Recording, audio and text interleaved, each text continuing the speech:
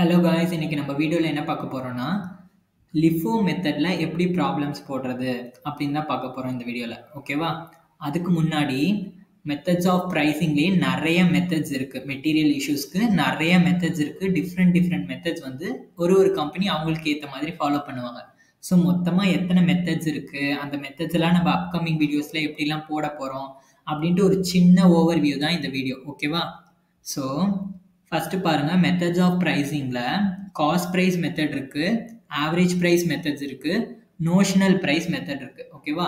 இந்த cost price மெத்தடில் தான் first in first out method, last in first out method, specific price method, highest in first out method, base stock method அப்படின்னு இந்த 5 method இருக்குது. தென் average price மெத்தடில் பாருங்கள், simple average method, weighted average method, periodic simple average method, periodic weighted average method, moving simple average method, moving weighted average methodனு இதில் மொத்தமாக 6 method இருக்குது. அதுக்கப்புறம் நோஷனல் ப்ரைஸ் மெத்தடில் standard price method, inflated price method, reuse method, replacement மெத்தட்னு இதில் ஒரு 4 price method இருக்குது. ஓகேவா? ஸோ இந்த மாதிரி ப்ரைஸ் மெத்தட்ஸை வச்சு நம்ம அப்கமிங் வீடியோஸில் கண்டிப்பாக வீடியோ வரும். ஓகேவா? நம்ம அதெல்லாம் அப்கமிங் வீடியோஸில் பார்க்கலாம். இந்த வீடியோவில் நம்ம மெயினாக எதை பற்றி பார்க்க போகிறோம்னா last in first out method. So last in first out மெத்தடை வச்சு எப்படி நம்ம சம்ஸ் போடுறது, ப்ராப்ளம்ஸ் பார்க்க போகிறோம் அப்படின்னு தான் இந்த வீடியோவில் பார்க்க போகிறோம். ஓகேவா? ஸோ அதுக்கு முன்னாடி லாஸ்ட் இன் ஃபர்ஸ்ட் அவுட் மெத்தட்னா என்ன அப்படின்னு ஒரு சின்னதாக ஒரு மீனிங் பார்த்துடலாம். ஓகேவா? Okay. The last in first out method is an inventory pricing method where the most recent items added to the inventory are sold or used first. அதாவது ரீசெண்டாக எந்த ஐட்டம்ஸ் உள்ளே வந்திருக்கோ அந்த ஐட்டம்ஸ் தான் ஃபர்ஸ்ட்டு நம்ம இஷ்யூ பண்ணணும். ஓல்டஸ்ட் ஸ்டாக் எல்லாமே இந்த ஃபர்ஸ்ட்டாக உள்ளே வந்தது இல்லையா, அந்த ஐட்டம்ஸ்லாம் இஷ்யூ ஆனதுக்கு அப்புறம் தான் ஓல்டஸ்ட் ஸ்டாக் எல்லாம் நம்ம இஷ்யூ பண்ணுவோம். ஓகேவா? ஸோ அதை தான் இங்கே சொல்லியிருக்காங்க. த லேட்டஸ்ட் ஸ்டாக்ஸ் ப்ராக்கெட்ல நியூவஸ்ட் ஐட்டம்ஸ்னு போட்டிருக்காங்க. The latest stock is the first to go. So எது முதல்ல போகணும்னா லேட்டஸ்ட்டாக எந்த ஸ்டாக் உள்ளே வந்துச்சோ அதுதான் முதல்ல போகும். அது காலியானதுக்கு அப்புறம் தான் நம்ம அதுக்கு முன்னாடி இருக்க ஸ்டாக்ஸ் எல்லாம் கொடுப்போம். ஓகேவா? So the older stock remains in the inventory until the latest stocks are issued first. ஓகேவா? அன்டில் த லேட்டஸ்ட் ஸ்டாக்ஸ் எல்லாமே கொடுத்ததுக்கு அப்புறம் தான் ஓல்டஸ்ட் ஸ்டாக்ல நம்ம கையை வைக்கணும். ஓகேவா? ஸோ அதுதான் ஒரு சின்ன எக்ஸாம்பிள் கொடுத்துருக்காங்க பாருங்கள். If you buy 10 items on Monday or 10 more items on Tuesday and 10 more items on Wednesday. Okay, நீங்கள் மண்டே ஒரு 10 ஐட்டம்ஸ் வாங்குறீங்க, டியூஸ்டே ஒரு 10 ஐட்டம்ஸ் வாங்குறீங்க அண்ட் வெனஸ்டே ஒரு 10 ஐட்டம்ஸ் வாங்குறீங்க. இப்போ இந்த 10 ஐட்டம்ஸை நீங்கள் எப்படி இந்த 3 நாள் மொத்தம் 3 நாளுமே 10 ஐட்டம்ஸ் வாங்கியிருக்கீங்க. இதை லிஃபோ மெத்தடில் எப்படி நீங்கள் வந்துட்டு ரெக்கார்ட் பண்ணணும்னா the items bought on Wednesday will be issued first. So நீங்கள் வந்துட்டு வெட்னஸ்டே வாங்கியிருந்தீங்க இல்லையா, அதை தான் லேட்டஸ்ட்டாக வாங்கினது வெட்னஸ்டே தான். ஸோ அதுதான் ஃபர்ஸ்ட்டு வந்து நீங்கள் இஷ்யூ பண்ணணும். வெட்னஸ்டேயோடது இஷ்யூ பண்ணதுக்கப்புறம் டியூஸ்டேவோடதை இஷ்யூ பண்ணணும். டியூஸ்டேவோடதை இஷ்யூ பண்ணதுக்கப்புறம் மண்டேவோடதை இஷ்யூ பண்ணணும். ஓகேவா? இப்போ புரிஞ்சிருக்கும்னு நினைக்கிறேன். இப்போ நம்ம ஒரு சம் பார்க்கலாம். ஓகே, இப்போ நம்ம 54th சம், அது லிஃபோ மெத்தடில் எப்படி போடுறது அப்படின்னு பார்க்கலாம். Okay, X limited has purchased and issued the materials in the following order. Okay, இங்கே வந்துட்டு ஒரு 4 டிரான்சாக்ஷன்ஸ் கொடுத்துருக்காங்க. ascertain the closing stock as on 31st January 1995 under LIFO method அப்படின்னு சொல்லிட்டாங்க. ஸோ நம்மள க்ளோசிங் ஸ்டாக் கண்டுபிடிக்க சொல்கிறாங்க. ஸோ ஒரு 4 டிரான்சாக்ஷன் கொடுத்துருக்காங்க. ஸோ இதை எப்படி நம்ம டிரான்சாக்ஷன்ஸ் எல்லாம் என்டர் பண்ணுறது அப்படின்னு பார்க்கலாம். ஸோ ஃபஸ்ட்டு டிரான்சாக்ஷன் என்னன்னா, 1st January purchased 300 units at 5 rupees per unit. So 1st January என்ன பண்ணுறாங்க, பர்ச்சேஸ் பண்ணுறாங்க. ஸோ இப்போ வந்துட்டு இந்த ஃபார்மட் எல்லாமே சேம் தான். பாருங்கள், date, particulars, receipts, issues, balances, format எல்லாமே சேம் தான். சேஞ்சஸ் எல்லாமே எதுவுமே கிடையாது. ஃபர்ஸ்ட் இன் ஃபர்ஸ்ட் அவுட்டுக்கு என்ன ஃபார்மட்டோ அதே தான் லாஸ்ட் இன் ஃபர்ஸ்ட் அவுட்டுக்கும். No changes. ஸோ நம்ம இஷ்யூ பண்ணுறது மட்டும்தான் சேஞ்ச் ஆகும். ஓகேவா? ஸோ ஃபர்ஸ்ட் ஜனவரி எவ்வளோ இஷ்யூ பர்ச்சேஸ் பண்ணியிருக்காங்க, 300 யூனிட்ஸ் பர்ச்சேஸ் பண்ணியிருக்காங்க. ஸோ பர்ச்சேஸ் பண்ணுறதுனால என்ன நோட் நம்பர் வரும், goods receive note number. Because நம்ம பர்ச்சேஸ் பண்ணியிருக்கோம், ஸோ குட்ஸ் நம்பர் ரிசீவ் பண்ணுறோம். So 300 units at 5 rupees per unit, டோட்டலாக 1500. ஸோ இப்போ நம்ம அக்கௌண்ட்டில் எவ்வளோ பேலன்ஸ் இருக்கும், அப்போது 300 யூனிட்ஸ் நம்ம பர்ச்சேஸ் பண்ணியிருந்தோம். ஸோ அதை நம்மளோட அக்கௌண்ட் பேலன்ஸில் போட்டுருவோம். So 300 units at 5 rupees per unit, so 1500. அடுத்த என்ட்ரி பாருங்க 4th January again purchased 600 units at 4 rupees per unit. So திருப்பியும் நம்ம பர்ச்சேஸ் பண்ணுறோம் 600 யூனிட்ஸ்.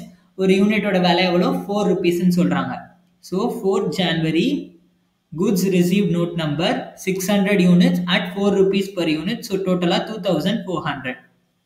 இப்போ நம்ம அக்கௌண்ட்டில் எவ்வளோ பேலன்ஸ் இருக்கும்? ஆல்ரெடி ஒரு 300 வந்துட்டு ஃபர்ஸ்ட் பர்ச்சேஸ் பண்ணியிருந்தோம். தென் இப்போ செகண்ட் எவ்வளோ பர்ச்சேஸ் பண்ணியிருக்கோம்? 600 பர்ச்சேஸ் பண்ணியிருக்கோம். ஸோ டோட்டலாக 900 யூனிட்ஸ் நம்ம அக்கௌண்ட்டில் பேலன்ஸ் இருக்கும். அடுத்தது next entry 6th January issued 500 units. So 6th January என்ன பண்ணுறாங்க? 500 யூனிட்ஸ் இஷ்யூ பண்ணுறாங்க. ஸோ இஷ்யூ பண்ணுறது எப்படி இஷ்யூ பண்ணணும்? லாஸ்ட் இன் ஃபர்ஸ்ட் அவுட் மெத்தடில் இஷ்யூ பண்ணணும். அப்படின்னா என்ன அர்த்தம்? லேட்டஸ்ட்டாக எந்த யூனிட் பர்ச்சேஸ் பண்ணமோ அதுலேருந்து தான் கொடுக்கணும். இங்கே லேட்டஸ்ட் பர்ச்சேஸ் என்னன்னு நீங்கள் கொஷினை பார்த்தே கண்டுபிடிச்சிடலாம். 1st January வந்துட்டு ஒரு பர்ச்சேஸ் பண்ணியிருக்கோம். தென் 4th January பர்ச்சேஸ் பண்ணியிருக்கோம். இதில் எது லேட்டஸ்ட்? 4th January தான் லேட்டஸ்ட். ஏன்னா அதுதான் ரீசெண்டாக பர்ச்சேஸ் பண்ணியிருக்கோம். 6th அன்னைக்கு வந்துட்டு எது ரீசெண்ட்டுன்னு பார்க்கும்போது 4th January தான் ரீசெண்டான பர்ச்சேஸாக இருந்திருக்கும். ஸோ இந்த 600 யூனிட்ஸ்ல இருந்து தான் இப்போ நம்ம இந்த 500 யூனிட்ஸை இஷ்யூ பண்ண போகிறோம். அது எப்படின்னு பாருங்க. இப்போ பாருங்க நம்ம அக்கௌண்ட்ல பேலன்ஸ் ஃபர்ஸ்ட் பர்ச்சேஸ் பண்ணது 300 யூனிட்ஸ் அது இருக்கு. செகண்ட் பர்ச்சேஸ் பண்ணது 600 யூனிட்ஸ் இது நம்ம அக்கௌண்ட் பேலன்ஸ்ல இருக்கு. இந்த ரெண்டுமே இப்போ 6th January நம்ம இஷ்யூ பண்றதுனால மெட்டீரியல் ரெக்விசிஷன் நோட் நம்பர் ஓகேவா போட்டாச்சு. இப்போ எவ்வளோ நம்ம இஷ்யூ பண்ணணும்? 500 யூனிட்ஸ் இஷ்யூ பண்ணணும்.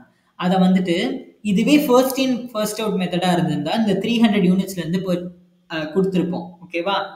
பட் இதுவே இது லாஸ்ட் இன் ஃபர்ஸ்ட் அவுட்ன்றனால லேட்டஸ்ட்டாக எது வந்திருக்கு நம்ம இஷ்யூ பர்ச்சேஸ் பண்ணியிருக்கோம்? லேட்டஸ்ட்டாக 4th January பர்ச்சேஸ் பண்ணியிருக்கோம். ஸோ இந்த 4th Januaryல பர்ச்சேஸ் பண்ண யூனிட்ஸ் தான் ஃபஸ்ட்டு நம்ம செட்டில் பண்ணணும். அதுக்கப்புறம் தான் இந்த 1st January பர்ச்சேஸ் பண்ணதுக்கு போகணும். ஃபஸ்ட்டு 4th January லேட்டஸ்ட், அதுக்கப்புறம் தான் 1st January ஓல்டஸ்ட் ஓகேவா. ஸோ இப்போ இந்த 500 யூனிட்ஸை நம்ம லேட்டஸ்ட்டாக நடந்த 4th Januaryயோடைய பர்ச்சேசஸ்ல இருந்து தான் கொடுக்கணும். ஸோ 4th January எவ்வளோ பர்ச்சேஸ் ஆகிருக்கு? 600 யூனிட்ஸ் பர்ச்சேஸ் ஆகிருக்கு. நம்ம எவ்வளோ இஷ்யூ பண்ண போகிறோம்? 500 தான் இஷ்யூ பண்ண போகிறோம். ஸோ சஃபிஷியண்ட்டாகவே இருக்குது. ஸோ டேரெக்டாக 600லேருந்து 500 எடுத்து நம்ம கொடுத்துருவோம். ஸோ 500 யூனிட்ஸ் அட் 4 rupees ஓகேவா. 600க்கு 4 இருக்கு இல்லையா. ஸோ அதுலேருந்து இஷ்யூ பண்ணுறதுனால அதோடைய பர் யூனிட் எவ்வளவோ அதை தான் கொடுக்கணும். So 500 into 4 2000. ஸோ இப்போ நம்ம அக்கௌண்ட்டில் எவ்வளோ பேலன்ஸ் இருக்கும்? ஃபர்ஸ்ட்ல இருந்தது அப்படியே தான் இருக்கு. ஓல்டஸ்ட் ஸ்டாக் ரிமைன்ஸ் சேம் அப்படியே தான் இருக்கு. ஸோ அது அப்படியே டைரக்டா 300 போட்டுருங்க. செகண்ட் என்ட்ரியில இருக்கு இல்லையா லேட்டஸ்ட் பர்ச்சேஸ், இதுல இருந்து நம்ம 500 இஷ்யூ பண்ணிட்டோம். ஸோ பேலன்ஸ் இப்போ எவ்வளோ இருக்கும்? 100 யூனிட்ஸ் தான் பேலன்ஸ் இருக்கும். ஸோ 100 into 4 400 போட்டாச்சு ஓகேவா. அடுத்த என்ட்ரி பாருங்க 10th January purchased 700 units at 5 rupees per unit. Okay. So 10th January பாருங்க goods received note number. ஏன் goods received note number? Because நம்ம பர்ச்சேஸ் பண்ணியிருக்கோம். ஸோ அதனால goods received note number. எவ்வளோ பர்ச்சேஸ் பண்ணுறோம்? 700 யூனிட்ஸ் பர்ச்சேஸ் பண்ணுறோம். ஒரு யூனிட்டோட விலை 5 rupees. So 700 into 5 3500. இப்போ நம்ம அக்கௌண்ட்டில் எவ்வளோ பேலன்ஸ் இருக்கும்? எக்ஸிஸ்டிங் பேலன்ஸ் அப்படியே எழுதிடுவோம். ஸோ 300 ஃபர்ஸ்ட் என்ட்ரியில் இருக்குது, 300 போட்டுருவோம். செகண்ட் என்ட்ரியில் 100 இருக்குது, ஸோ 100 போட்டுருவோம். தேர்ட் என்ட்ரி இப்போ லேட்டஸ்ட் பர்ச்சேஸ் என்னது? 700. இந்த 700 போட்டுருவோம். சப்போஸ் இதுக்கப்புறம் வந்துட்டு கொஷின் இதோட முடிஞ்சிருச்சு. 10th Janோட கொஷின் முடிஞ்சிருச்சு. ஸோ இதுதான் நம்மளோட க்ளோசிங் ஸ்டாக், பேலன்ஸ் இருக்க க்ளோசிங் ஸ்டாக். சப்போஸ் இதுக்கப்புறம் வந்துட்டு ஏதாவது இஷ்யூ இருந்ததுன்னா நீங்கள் எதுலேருந்து கொடுப்பீங்க? இந்த லேட்டஸ்ட் பர்ச்சேஸ்ல இருந்து தான் ஃபர்ஸ்ட் கொடுக்கணும். இந்த லேட்டஸ்ட் பர்ச்சேஸ் ஃபர்ஸ்ட் முடிஞ்சிருச்சு, கம்ப்ளீட்டாக 0 ஆயிடுச்சு, நில் ஆயிடுச்சுன்னா தான் இந்த 100 யூனிட்ஸ் இந்த 300 யூனிட்ஸ் அடுத்தடுத்த இதில் போகணும் ஓகேவா. ஸோ இங்கே இதோட சம் ஓவர். ஸோ இதுதான் நம்மளோட க்ளோசிங் ஸ்டாக். ஸோ நம்ம வந்துட்டு க்ளோசிங் ஸ்டாக்னு போட்டுட்டு 300 units at 5 rupees per unit 1500, 100 units at 4 rupees per unit 1600 and 700 units at 5 rupees per unit 3500 ஓகேவா. இதோட சம் ஓவர். ஸோ இந்த சம் உங்களுக்கு புரிஞ்சிருக்கும்னு நினைக்கிறேன். அப்கமிங் வீடியோஸில் நம்ம இன்னும் நிறைய லிஃபோ மெத்தடில் வச்சு இன்னும் நிறைய சம்ஸ் எப்படி போடுறது அப்படின்னு பார்க்கலாம். ஓகே, பாய்.